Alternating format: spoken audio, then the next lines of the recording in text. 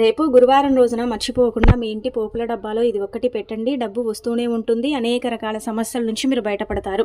అలానే కాకుండా ఆర్థికంగా కూడా బాగా కలిసి వస్తుందని చెప్పొచ్చండి.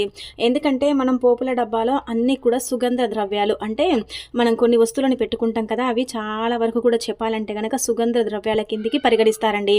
ఆవాలు కావచ్చు, అలానే కాకుండా చెప్పాలంటే కనుక యాలకులు, లవంగాలు ఇలాంటివి పెట్టుకుంటూ ఉంటాం కదా, మన మసాలా దినుసులు, అవన్నీ కూడా ఏంటంటే చాలా చాలా పవర్ అని నమ్ముతూ ఉంటారు అనమాట. అందుకే రేపు గురువారం రోజు ఏంటంటే చక్కగా గుర్తుపెట్టుకోండి.